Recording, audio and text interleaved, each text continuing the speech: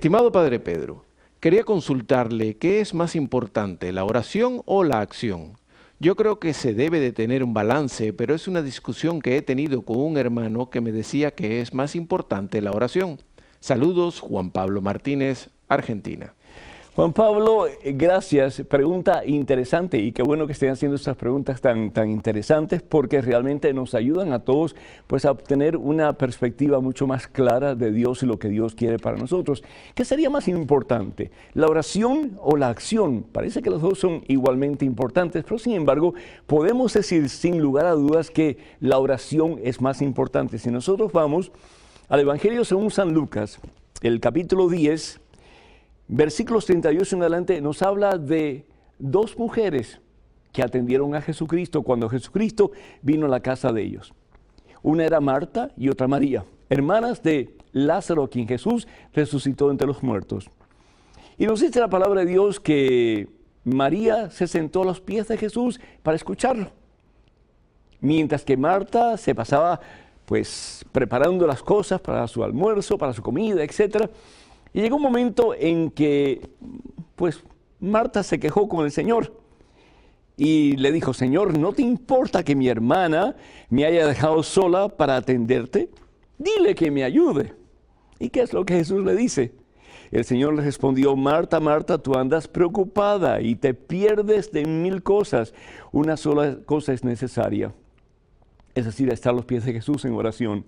Y Marta ha elegido la mejor parte y nadie se la quitará. Palabra del Señor. Entonces, la oración es imperativa, es importantísima. ¿Por qué?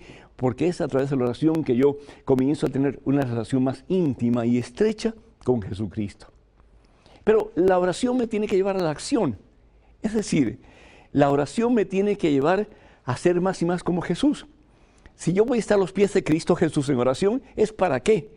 Para identificarme con Jesús y para que Jesús se pueda unir más y más a mí, de tal forma que pueda decir como San Pablo: es Cristo Jesús quien vive en mí. Jesús vive en mí de pies a cabeza.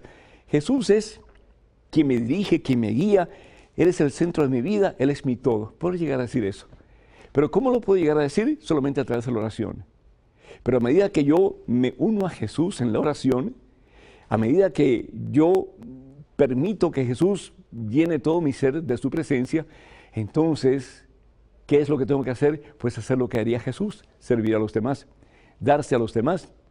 Entonces ahí la acción que viene a ser la consecuencia de mis oraciones. Padre Pedro, quiero felicitarlo por su programa. ¿Ganamos la vida eterna por obras? Según Efesios 2, 8 y 9 dice que ganamos la vida eterna por gracia. ¿Podría aclararme esta confusión? Gracias, mil bendiciones. Yolanda, Pitalito, Colombia. Gracias, Yolanda, y me encanta que estén leyendo la Biblia, me encanta que estén metiéndose, adentrándose en la santa palabra de Dios, y me gusta muchísimo también que cuando tengan preguntas, dudas, etcétera, que ustedes pues busquen soluciones a las interrogantes que ustedes puedan tener. Acuérdense lo que decía el gran Santo Tomás de Aquino: el ser humano necesita preguntar, y cuando deja de preguntar, deja de ser humano.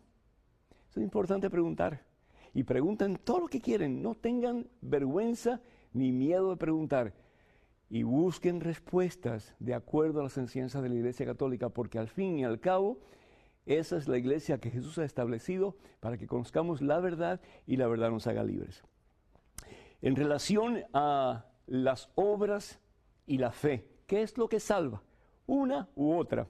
Los hermanos protestantes, los hermanos evangélicos dicen, su mayoría, que solamente por la fe somos salvos. Y que si nosotros creemos que Jesús es el Señor y confesamos que Él es nuestro Salvador, somos salvos. Eso no lo dice la Biblia, lo siento muchísimo, pero eso no dice la Biblia. Lo que dice la Biblia en la carta de San Pablo a los Romanos capítulo 10, versículo 9, es que si nosotros creemos en el Señor Jesús, es decir, si lo aceptamos a Él como Señor y creemos que Él ha resucitado por gracia y por el poder del Padre, Jesús como hombre, seremos salvos, seremos. pero no somos. Es decir, es el principio de una relación con Él. Cuando yo acepto a Jesús como mi Señor, yo acepto hacer su voluntad y someterme a lo que Él pide de mí. Y poder llegar un día, como María Santísima, pues a disfrutar de la gloria para siempre. Pero tenemos que estar conscientes también de lo que Jesús dice en el Evangelio según San Mateo, capítulo 24, versículo 13.